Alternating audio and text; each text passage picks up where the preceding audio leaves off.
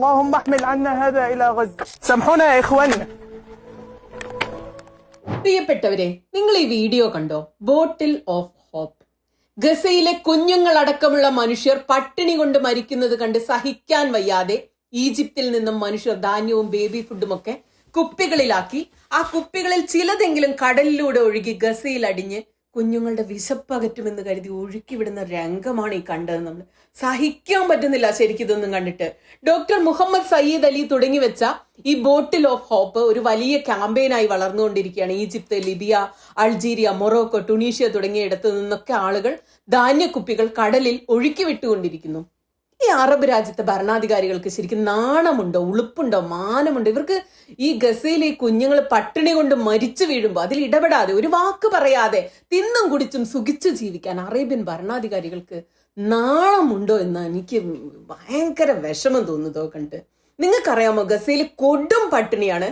നമുക്ക് സങ്കല്പിക്കാൻ പോലും കഴിയാത്ത തരത്തിലുള്ള ദാരിദ്ര്യവും പട്ടിണിയുമാണ്. നമ്മൾ ഇന്ന് മുതൽ ഗസയിലെ വീഡിയോകൾ വീണ്ടും ചെയ്ത് തുടങ്ങുകയാണ് കേട്ടോ, മുടക്കമില്ലാതെ. കാരണം മറ്റൊന്നും ചെയ്യാൻ നമ്മളെ കൊണ്ടൊന്നും കഴിയില്ല. നമുക്ക് അവിടെ ഭക്ഷണം എത്തിക്കാൻ കഴിയില്ല, കുഞ്ഞുങ്ങളെ രക്ഷിക്കാൻ കഴിയുന്നില്ല, യുദ്ധം നിർത്തിക്കാൻ കഴിയുന്നില്ല, ഒന്നും കഴിയുന്നില്ല. നമ്മളെ കൊണ്ടാകുന്നത് യുദ്ധം തീരുന്നത് വരെ, അല്ലെങ്കിൽ ഗസയിലെ അവസാന കുഞ്ഞും പട്ടിണി കൊണ്ട് മരിച്ചു വീഴുന്നത് വരെ അവിടെ എന്ത് നടക്കുന്നു എന്ന് സത്യസന്ധമായി പരസ്പരം ഷെയർ ചെയ്യുക എന്നുള്ളത് മാത്രമാണ്.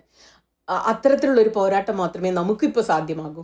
ഇക്കഴിഞ്ഞ ദിവസം ഇസ്രായേൽ പലസ്തീൻ സംഘർഷത്തിൽ ഏറ്റവും അധികം കാലം ജയിലിൽ കിടന്ന ഒരാൾക്ക് മോചനം കിട്ടി.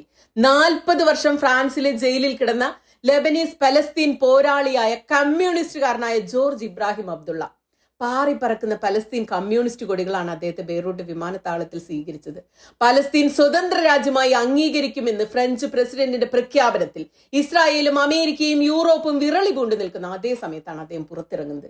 പലസ്തീനായുള്ള അവസാന പോരാട്ടത്തിനായി 40 വർഷത്തെ തടവിൽ നിന്നും ഒരാൾ വരികയാണ് ചെങ്കൊടിയുമായി.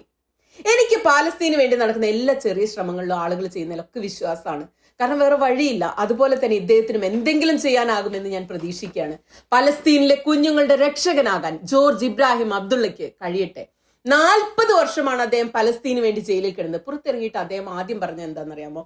പലസ്തീനിലെ കുട്ടികൾ പട്ടിണി കിടന്ന് മരിക്കുന്നത് നോക്കി നിൽക്കാൻ നാണമുണ്ടോ അറബ് ജനതയ്ക്കെന്നാണ്. പ്രതിരോധം തുടരുമെന്നും എനിക്ക് അദ്ദേഹത്തിൽ പ്രതീക്ഷയുണ്ട്. ശരിക്ക് ഗസയിലെ പട്ടിണിയുടെ കഥകൾ നമ്മളിപ്പോൾ കുറേ ദിവസമായി എന്നും കേൾക്കുന്നുണ്ട്. ഞാനിന്ന് നിങ്ങളോട് അതിൽ നിന്ന് ഒരു കഥ പറയാം. harrods.com പ്രസിദ്ധീകരിച്ച ഒരു റിപ്പോർട്ടിലെ ചില ഭാഗങ്ങളാണ്. ഗസയിൽ പട്ടിണി കൊടുമ്പിരി കൊണ്ടതോടെ അവിടെ ആർക്കും ജോലിയില്ല, വരുമാനമില്ല, പൈസയില്ല. സത്യം പറഞ്ഞ പൈസ എന്ന് പറഞ്ഞ സാധനമൊക്കെ ആളുകൾ കണ്ടിട്ട് പോലും കാലങ്ങൾ കഴിഞ്ഞു. ബാർട്ടർ സമ്പ്രദായത്തിലാണ് ഇപ്പോൾ ഗസയിലെ മനുഷ്യരുടെ ജീവിതം പിടിച്ചു നിൽക്കുന്നത്. ഗസ മുനമ്പിലെ ബാങ്കുകളെല്ലാം അടച്ചുപോയതിനാൽ പലസ്തീനികൾക്ക് തങ്ങളുടെ സമ്പാദ്യം പിൻവലിക്കണമെങ്കിൽ ഇടനിലക്കാരെ സമീപിക്കേണ്ട അവസ്ഥയാണ്. അവരാണെങ്കിൽ 42% കമ്മീഷനാണ് ഓരോ ഇടപാടിനും ഈടാക്കുന്നതെന്നാണ് ജൂലൈ 21 ഗസയിലെ ചേംബർ ഓഫ് കൊമേഴ്സ് പുറത്തുവിട്ട ഡാറ്റ വ്യക്തമാക്കുന്നത്. അതിനർത്ഥം എന്താണ്? ആരെങ്കിലും 100 ഷെക്കൽ പിൻവലിക്കാൻ നോക്കിയാൽ അവർക്ക് 58 ഷെക്കലേ ലഭിക്കും, ബാക്കി കമ്മീഷനായിട്ട് പോകുമെന്ന്. കഥ പറയാം. അബൂ സലാഹിന്റെ മൂത്ത കുട്ടിക്ക് പ്രായം 11 വയസ്സാണ്. ഇളയ കുട്ടിക്ക് ഒരു വയസ്സ്. ആകെ 4 പെൺകുട്ടികളാണ് ഇദ്ദേഹത്തിന്. അബൂ സലാഹിന്റെ പക്കൽ വില്ലപിടിപ്പുള്ള ഒരു വസ്ത്രമുണ്ട്. ഗസയിലെ പലർക്കും വളരെ അത്യാവശ്യമായ 3 ഡയപ്പറുകളുടെ ഒരു പാക്കറ്റ്. അദ്ദേഹത്തിന്റെ കുഞ്ഞുമോക്ക് ഇപ്പോഴും അത് ആവശ്യമുണ്ട്. പക്ഷേ 1 കിലോ പഞ്ചസാര കിട്ടാൻ വേണ്ടി ആ ഡയപ്പർ കൈമാറ്റം ചെയ്യാനാണ് അബൂ സലാഹ് തീരുമാനിച്ചത്. ഡയപ്പറിനേക്കാൾ ആ കുടുംബത്തിന് ജീവൻ നിലനിർത്താൻ ഇപ്പോഴാവശ്യം ഒരു നുള്ള് പഞ്ചസാരയാണ്. ആധുനിക കാലത്ത് പ്രചാരത്തിലില്ലാത്ത ബാർട്ടർ സമ്പ്രദായം ഗസയിലെ മനുഷ്യർക്ക് നിലനിൽപ്പിനുള്ള ഉപാധി മാത്രമല്ല, ജീവൻ നിലനിർത്താനുള്ള ഏക ഉപാധിയായി മാറിക്കൊണ്ടിരിക്കുകയാണ്. അബൂ സലാഹിന്റെ ഏറ്റവും ചെറിയ കുഞ്ഞ് ജനിച്ച് 3 മാസമായപ്പോഴാണ് ഈ യുദ്ധം വരുന്നത്. റഫ വിട്ടോടിയ അബൂ സലാഹും കുടുംബവും ഇപ്പോൾ ഖാൻ യൂനിസിലുള്ള മുവാസിയുടെ അഭയാർത്ഥി ടെന്റിലാണ് താമസിക്കുന്നത്. അബൂ സലാഹും ഭാര്യയും 30 കിലോയോളമാണ് തൂക്കം കുറഞ്ഞത്. അദ്ദേഹത്തിന്റെ ഇളയ മകൾ നിർജ്ജലീകരണം കൊണ്ട് കാഴ്ചയിൽ തന്നെ പരിക്ഷീണയാണ്. ഡയപ്പറിന് പകരം പഞ്ചസാര വാങ്ങാൻ ഇദ്ദേഹം നിർബന്ധിതനായിരിക്കുകയാണ്. ഭക്ഷണം ഇല്ലാത്തവർക്ക് എന്തിനാണ് ഡയപ്പർ, അല്ലേ? മധുരമുള്ള ചായയിൽ ഒരു കഷ്ണം ബ്രെഡ് മുക്കി തിന്നണമെന്നാണ് ഇവരുടെ അവസാനത്തെ ഒരു ആഗ്രഹം. ആ ചെറിയ കുട്ടിക്ക് ഏറ്റവും ഇഷ്ടമുള്ള ഒരു ഭക്ഷണമാണത്. അദ്ദേഹം പറയുന്നത് അപൂർവമായിട്ടാണ് ഇവർക്ക് ഭക്ഷണം കിട്ടുന്നത്, വല്ലപ്പോഴുമാണ് ഇതൊക്കെ കിട്ടുന്നതെന്നാണ്.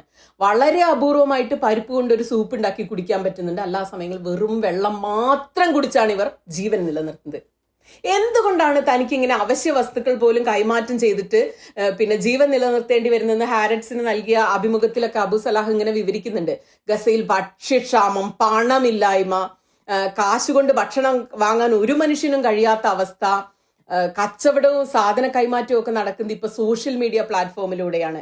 ആദ്യമൊക്കെ നിത്യോപയോഗ സാധനങ്ങൾ വിൽക്കാനും വാങ്ങാനുമുള്ള ഇടായിരുന്നു ഗ്രൂപ്പുകളെങ്കിൽ ഇപ്പൊ ഇങ്ങനെ ഫേസ്ബുക്കിലും ഗ്രൂപ്പുകളിലൊക്കെ ആളുകൾ പോസ്റ്റ് ഇടാണ്. ബോംബിംഗ് ഉണ്ട്, അപ്ഡേഷൻ ഉണ്ട്, ബോംബിങ്ങിന്റെ ഫോട്ടോകൾ. അതിലൊക്കെ ഉപരി ബാർട്ടർ കൈമാറ്റങ്ങൾക്ക് എന്റെ കയ്യിൽ പഞ്ചസാര ഉണ്ട്, അല്ലെങ്കിൽ എന്റെ കയ്യിൽ ഡയപ്പർ ഉണ്ട്, എന്റെ കയ്യിൽ 1 കിലോ പരിപ്പുണ്ട്, അല്ലെങ്കിൽ ധാന്യപ്പൊടി ഉണ്ട്, ഈസ്റ്റ് ഉണ്ട് എന്നൊക്കെ പറഞ്ഞ ആളുകൾ പോസ്റ്റ് ചെയ്യുന്നു. അത് ആവശ്യമുള്ളവർ പകരം സാധനങ്ങൾ കൊടുത്ത് ഇത് വാങ്ങുന്നു. ഇങ്ങനെയാണ് അവരവിടെ ജീവിക്കുന്നത്.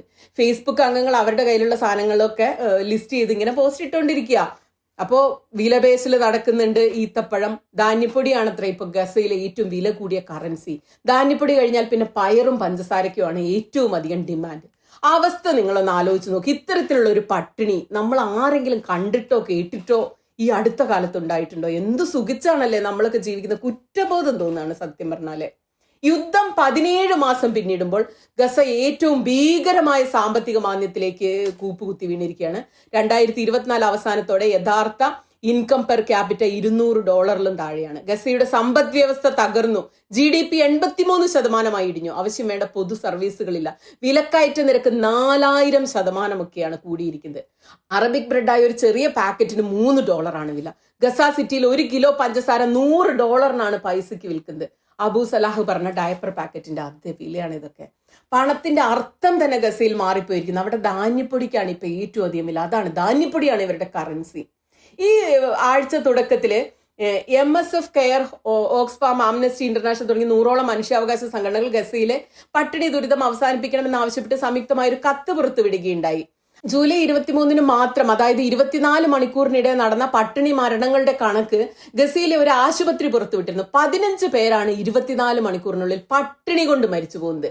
4 കുഞ്ഞുങ്ങളുണ്ട് അതില്. പോഷകാഹാരക്കുറവ്, പട്ടിണി.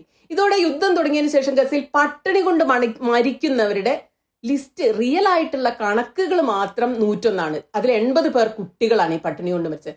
പുറത്തു വരാത്ത കണക്കുകൾ എത്രയോ ഉണ്ടാവും കേട്ടോ ഈ മരിച്ചു വീഴുന്നതില്. അതേസമയം അവശ്യ സാധനങ്ങൾ ഗസയ്ക്ക് പുറത്തുള്ള വെയർ ഹൗസുകളിൽ കെട്ടിക്കിടക്കുകയാണെന്നാണ് ഈ റിപ്പോർട്ടുകളിൽ പറയുന്നത്. 2 ദശലക്ഷം പേർക്ക് ശരാശരി 28 ട്രക്കുകൾ എന്ന നിലയിലേക്ക് സഹായങ്ങൾ വന്നുകൊണ്ടിരിക്കുന്നുണ്ട്. അത് ഗസയ്ക്ക് പുറത്ത് ഈ ഇസ്രായേലികൾ അവിടെ തടഞ്ഞു വെച്ചിട്ടാണ് ഇവർ ഈ പോഷകാഹാരക്കുറവും പട്ടിണിയും കൊണ്ട് മരിക്കുന്നത്. ഇത് അബൂ സലാഹിന്റെ മാത്രം കഥയല്ല കേട്ടോ. ഗസ സിറ്റിയിലെ ടെന്റിൽ താമസിക്കുന്ന 5 മക്കളുള്ള സൗദ പറയുന്നതും ഇതേ കഥകൾ തന്നെയാണ്. അവളുടെ കയ്യിൽ 5 പൈസ ഇല്ല. പിന്നെ 1 പാക്കറ്റ് ഈസ്റ്റ് കൊടുത്തിട്ട് 2 കിലോ ധാന്യപ്പൊടി വാങ്ങുന്നു. അങ്ങനെ വിശന്നിട്ട് കുഞ്ഞുങ്ങൾ കരച്ചിലേ നിർത്താത്ത കഥകളാണ് ഈ അമ്മമാര് പറയുന്നത്.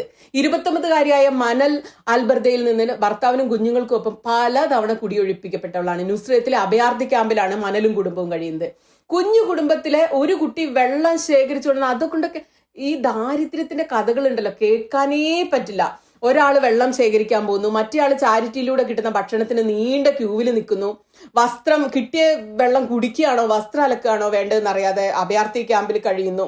മാർക്കറ്റിൽ ചുറ്റിത്തിരിഞ്ഞാൽ ഒന്നും കിട്ടാനില്ല. കടുത്ത ചൂടാണ്, പുറത്തിറങ്ങാൻ പറ്റാത്ത പോലെ ചൂട്, കുളിക്കാൻ പോലും വെള്ളമില്ല. ഭയങ്കരമായ ദുരിതമാണ്.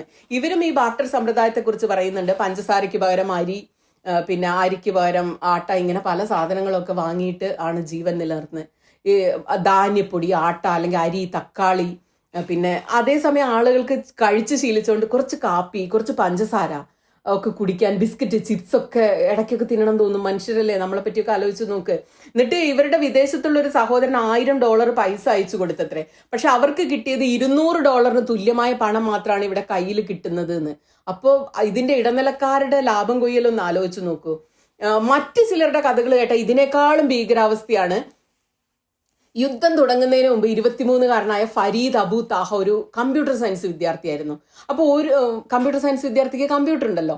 ഒറ്റ ലോഫ് ബ്രെഡ് കൊണ്ട് 3 ദിവസമാണ് അമ്മയ്ക്കും സഹോദരിക്കും ഒപ്പം പങ്കുവെച്ച് കഴിച്ചതിന്റെ വേദനിപ്പിക്കുന്ന അനുഭവം വന്നതോടെ ഇവനൊരു തീരുമാനം എടുക്കുകയാണ്.